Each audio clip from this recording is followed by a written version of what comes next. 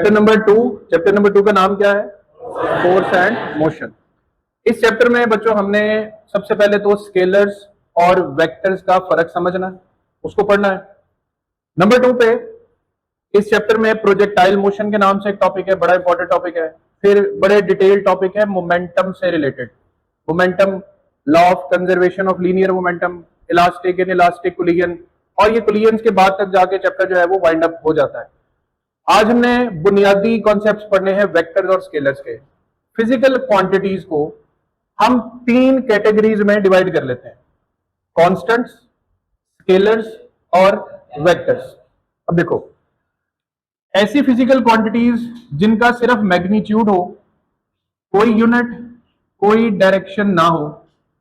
मिसाल के तौर पे एक बड़ी मशहूर मिसाल है, आपको आती भी है, N इज इक्वल टू सी बटा वी। क्या था ये? Refractive index. स्पीड से स्पीड का यूनिट कैंसिल हो जाएगा, तो यूनिट तो रहेगा नहीं।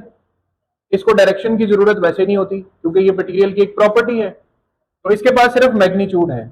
अब मैग्नीट्यूड किसको बोलते हैं? मिकदार को। बाजार से 5 किलो चीनी लेने जाओ ना, तो 5 का जो लफ्ज है वो उस चीनी का क्या है?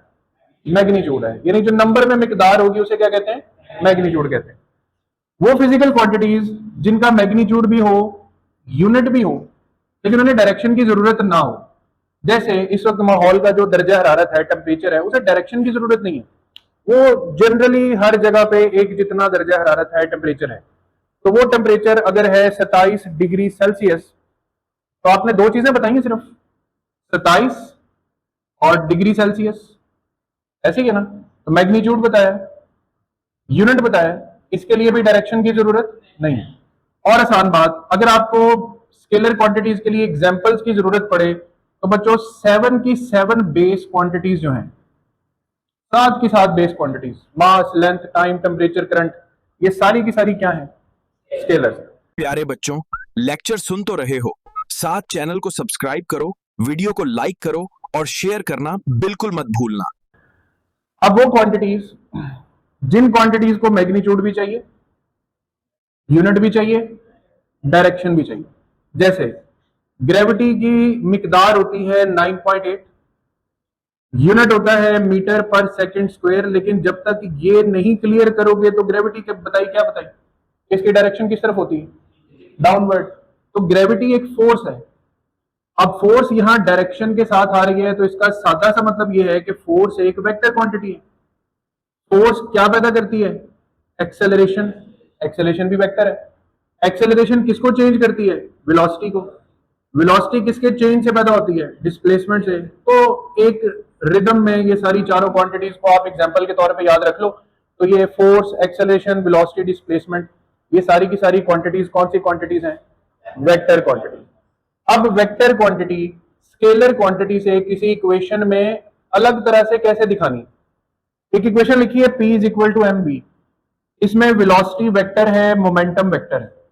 अब मैंने जैसे इक्वेशन को लिखा है, ये ज्यादा आसानी से समझ आ रही है कि इसमें वेक्टर कौन है और स्केलर कौन है।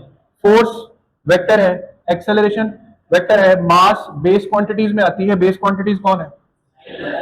तो ये वेक्टर को रिप्रेजेंट करने का तरीका है सिंबॉलिकली। किस तरह? सिंबॉलिकली।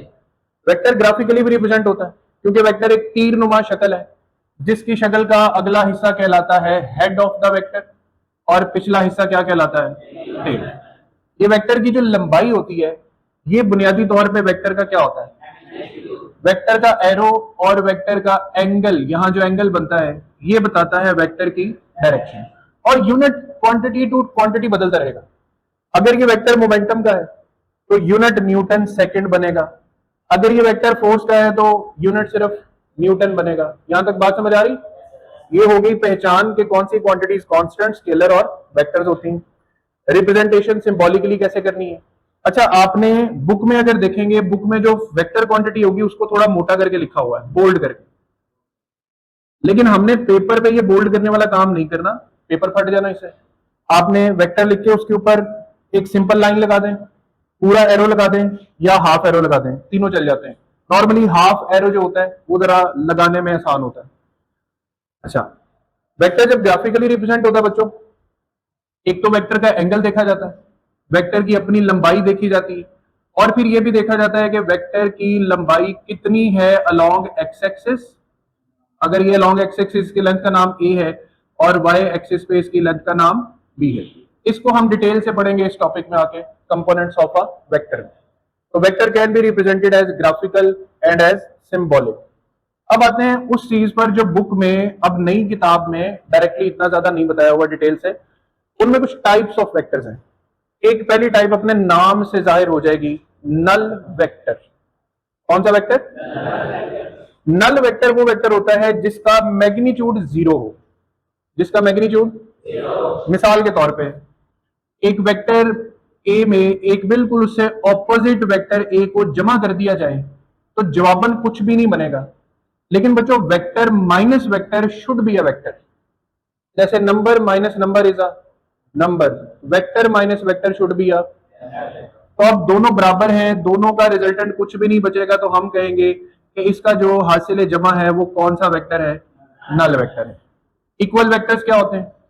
दो वेक्टर्स जो कद में भी बराबर हों, कद में भी बराबर हो, लेंथ में बराबर हो, डायरेक्शन में भी सेम हो, दोनों में से एक प्रॉपर्टी भी फॉलो नहीं हुई तो वेक्टर बराबर नहीं होंगे।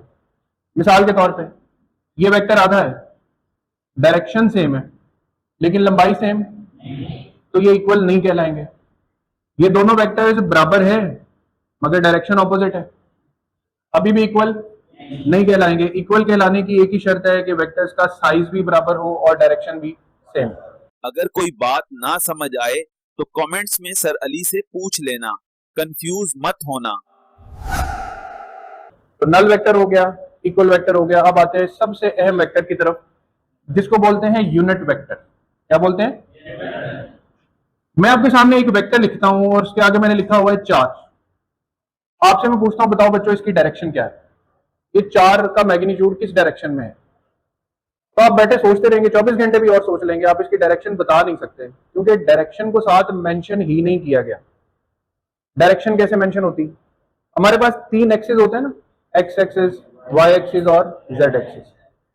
तो बच्चों एक्स एक्सिस में एक कदम बढ़ाने के नाम को हम यूनिट वेक्टर आई कह देते हैं। एक कदम बढ़ाना, उसका नाम रख देते हैं आई। किस एक्सिस में? एक्स एक्सिस में। यही कदम मैं वाई एक्सिस में बढ़ाऊंगा तो उसके यूनिट वेक्टर का नाम रख दूंगा जे, और जेड एक्सिस में जाऊंगा तो उसका नाम रख दूंगा के। अब पहले तो नाम सीख लो। एक्स में आई, वाई में जी में a vector whose magnitude is equal to 1 in a given direction। किसी खास सिमत में जिस वेक्टर का मैग्नीट्यूड 1 हो, वो जो मैं कह रहा हूं एक कदम बढ़ाने का नाम आई है, एक कदम बढ़ाने का नाम जे है, के है। तो एक्स एक्सिस में एक कदम बढ़ाना आई यूनिट वेक्टर, वाई में जे और जी में, अब इसको रट्टा लगाओ साथ, एक्स में आई, वाई में जी में। ये चीज सीखने के बाद बच्चों अगर मैंने ये वेक्टर ऐसे लिखा होता तो क्या मुश्किल था बताना कि ये किस डायरेक्शन में है? वाई एक्सिस में। कितने कदम है? 4 कदम है। मतलब आपने 4 कदम चलना है, किस डायरेक्शन में? वाई डायरेक्शन में। इसी के साथ के लिखा हो तो जेड एक्सिस में, इसी के साथ आपने आई लिखा हो तो अब देखो वेक्टर इस तरह लिखा जाएगा तो वेक्टर माना जाएगा, वरना डायरेक्शन के बगैर उसकी क्या जिंदगी। तो आपने एक वेक्टर को लिखने का तरीका याद रखना है, वेक्टर, उसका मैग्नीट्यूड और साथ जब उसकी डायरेक्शन लिखनी है ना, तो आप देख रहे हो मैं जब आई लिखता हूं तो उसके ऊपर एक खास तरह का साइन बनाता हूं, इसको हैट बोलते हैं। हैट भी बोलते हैं, कैप भी बोलते हैं। तो यूनिट वेक्टर की पहचान होती है कि उसके ऊपर ये हैट का ताज सजा होता है। तो जब किसी वेक्टर के ऊपर आप हैट या कैप सजी हुई देखें तो समझ जाएंगे कौन सा वेक्टर है। यहां तक बात समझ आ गई? A vector whose magnitude is 1 in a given direction। वो कौन से वेक्टर्स हैं जो डायरेक्शन बताते हैं? जवाब है यूनिट वेक्टर्स। वो कौन से वेक्टर्स हैं जो डायरेक्शन बताते हैं? कौन से वेक्टर्स? एक्स का यूनिट वेक्टर आई, वाई का और जी का के। वेक्टर्स और स्केलर्स में मैथमेटिकल ऑपरेशंस भी होते हैं। स्केलर्स ऐड हो जाते हैं, 4 जमा 3 7 हो गए, 4 माइनस 3 1 सब्ट्रैक्ट भी हो गया, 4 जरब 3 12, 4 तकसीम 3, ये जरब भी हो जाते हैं, तकसीम भी हो जाता है, जमा नफी भी। वेक्टर्स ऐड हो जाते हैं, क्या ख्याल है? होते हैं ना? किस रूल से होते हैं? पढ़ा हुआ हेड टू टेल रूल। अब देखो 4 + 3 7 ये स्केलर है, लेकिन वेक्टर्स में 4 + 3 का मतलब 5 भी हो सकता है। वेक्टर्स में 4 + 3 का मतलब 2 भी हो सकता है, 5 भी हो सकता है। 1 से लेके 7 तक 180 जवाब आ सकते हैं वेक्टर्स को ऐड करने से। क्योंकि देखो वेक्टर्स ऐड हो रहे हैं हेड टू टेल रूल से। ये 2 वेक्टर्स हैं, ये 0 डिग्री पे ऐड हो गए, ये 1 डिग्री पे, 2 डिग्री पे, 3 डिग्री पे, 30 डिग्री पे, 90 डिग्री पे, 120, 125, 130, 180। जब ऐड ही हेड टू टेल से होना है भाई, तो वेक्टर्स ने ऐड होके कितने ही रिजल्टेंट्स बना देने। तो वेक्टर्स की एडिशन उतनी सिंपल नहीं होती जितनी स्केलर्स की होती। स्केलर्स ऐड हो गए बस हो गए। वेक्टर्स बेचारे की जिंदगी में एंगल भी होता है, वो एंगल 1 डिग्री हुआ तो आंसर और आएगा, 2 डिग्री हुआ आंसर चेंज आएगा। अब वेक्टर्स को ऐड करने का एक फॉर्मूला होता है, मैं यहां पे लिख रहा हूं, सब बच्चे अपनी बुक्स पे नोट कर लो। रिजल्टेंट ऑफ वेक्टर्स का फॉर्मूला, बुक में एडिशन डिटेल में डिस्कस नहीं है, नई वाली बुक में, पुरानी में थी, a² + b² + 2ab cos theta. ये जब दो वेक्टर्स को ऐड किया जाए तो ये रिजल्टेंट वेक्टर की इक्वेशन है। जब दो वेक्टर्स को ऐड किया जाए तो ये रिजल्टेंट वेक्टर की इक्वेशन बनती है। इस पे नेक्स्ट किसी लेक्चर में डिटेल में बात करेंगे, अभी हम बुक को फॉलो करते हुए आगे चलते हैं। तो बच्चों आपको ये 3 पॉइंट्स क्लियर हो गए। Constant, scalar, vectors, all clear. Vector represent किए जा सकते हैं ग्राफिकली, सिंबॉलिकली, इस चीज का आपने ध्यान रखना है। 3 बुनियादी टाइप्स बुक में डिस्कस नहीं है, लेकिन इनके बगैर आगे बढ़ा नहीं जा सकता। नल वेक्टर, इक्वल वेक्टर और unit vector. Unit vector specifically क्या बताता है? डायरेक्शन बताता है। एक्स का यूनिट वेक्टर है आई, वाई का और जी का ए यूनिट वेक्टर। अब आते हैं एक बड़ी इंपॉर्टेंट चीज पे, components of a vector. Component Urdu में कहते हैं हिस्से को। इस टॉपिक को समझने के लिए आसान मिसाल देता हूं कि पिज्जा तो सबने खाया हुआ ना कभी ना कभी। पूरा एक गोल दायरे में आपको पिज्जा मिलता है और आप उसके स्लाइसेस निकाल निकाल के खाते हैं। आपको पूरा पिज्जा मिलता है, आप उसके कंपोनेंट्स अलग अलग करके देख लेते हैं।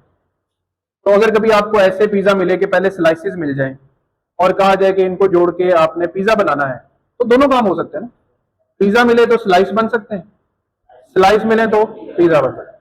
तो वेक्टर मिले तो उसके कंपोनेंट्स मिल सकते हैं, कंपोनेंट्स मिल जाए तो उससे वेक्टर बन सकता है। कंपोनेंट ऑफ अ वेक्टर होता क्या है?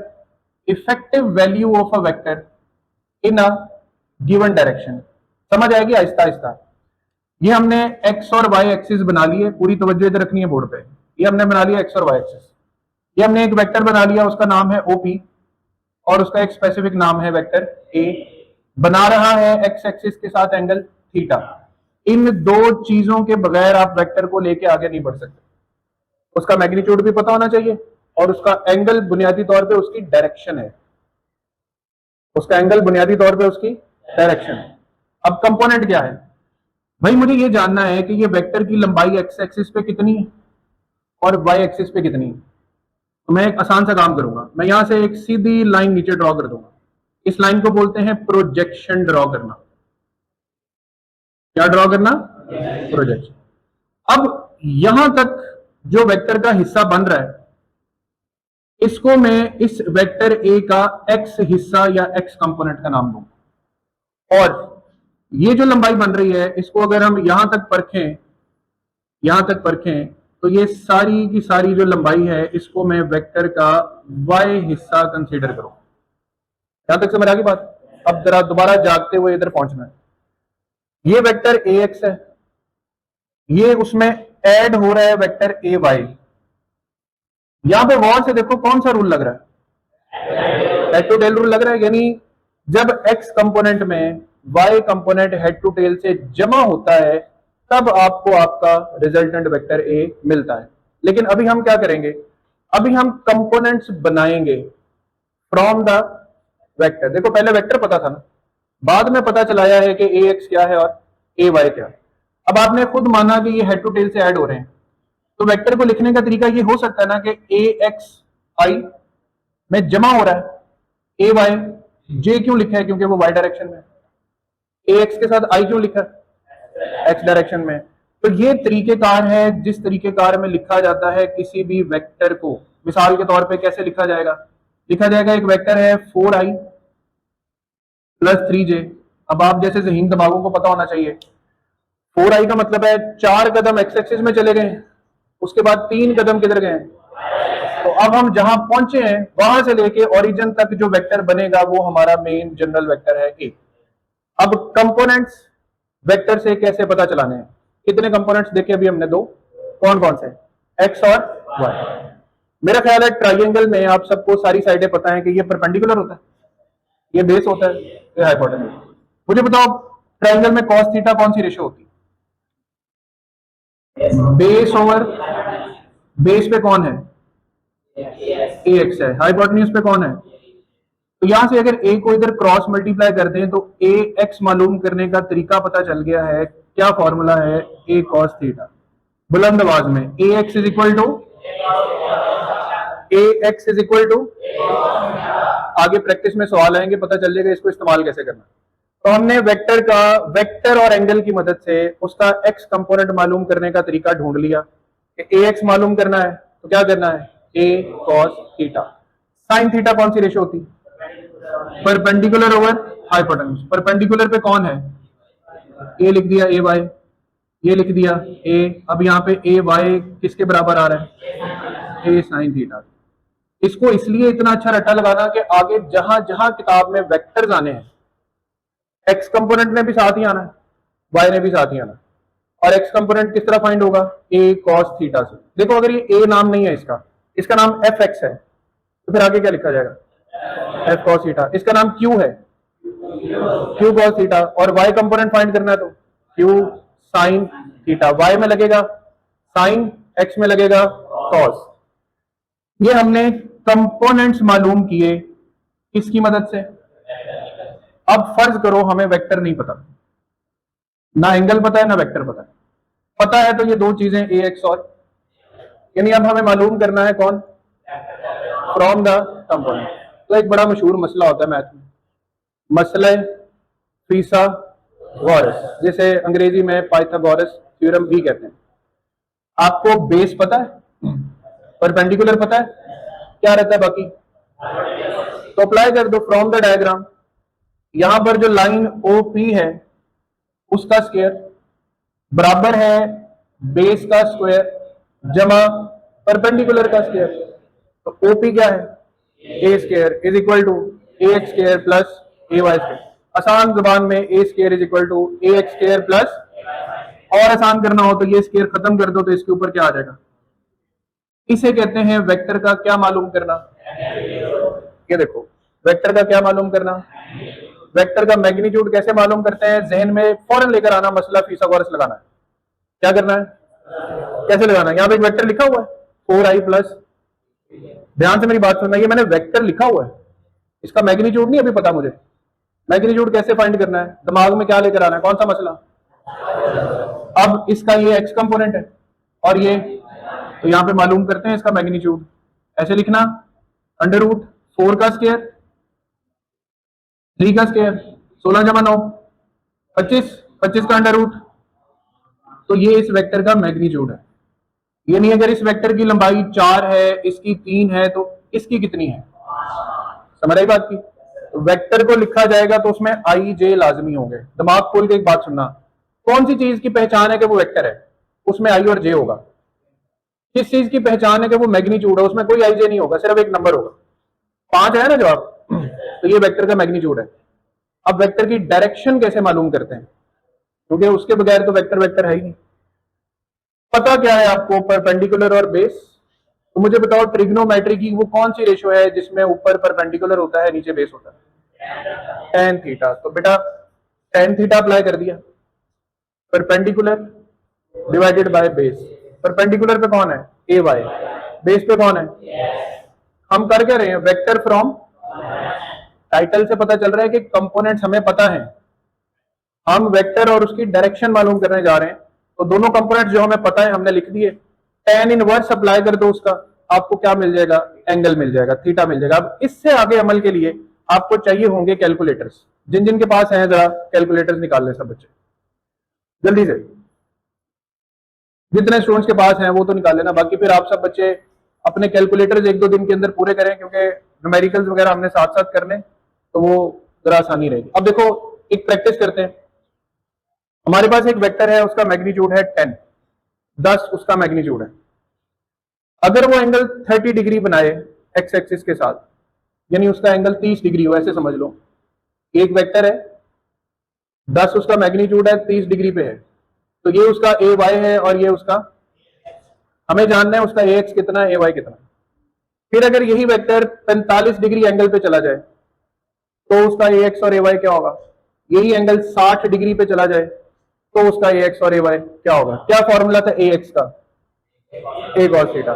क्या फॉर्मूला है ए वाई का, तो आप कैसे लिखोगे, आप लिखोगे ए कॉस थीटा का मतलब है 10 कॉस 30, और साइन मालूम, वाई मालूम करने के लिए लिखोगे 10 साइन 30। अब आगे कैलकुलेटर का इस्तेमाल कर लेना, यहां पे लिखोगे 10 कॉस 45 और यहां पे लिखोगे 10 साइन 45, यहां पे लिखोगे 10 कॉस 60, यहां पे लिखोगे 10 साइन 60। बात समझ आ गई। अब कैलकुलेटर्स पे जो भी आंसर आएंगे वो आपके, ये एक्स कंपोनेंट का आंसर होगा और ये वाई कंपोनेंट का। हमें लंबी प्रैक्टिस से ही पता चल रहा है कि जब कभी एक्स कंपोनेंट मालूम करना हो तो कॉज लगेगा, जब कभी वाई कंपोनेंट मालूम करना हो तो साइन लगेगा। यहां तक बात समझ आ गई। यहां तक वेक्टर के बेसिक इंट्रोडक्शन को याद करके आना है, क्योंकि कल जो टॉपिक स्टार्ट होने हैं वो इन वेक्टर्स के प्रोडक्ट्स हैं।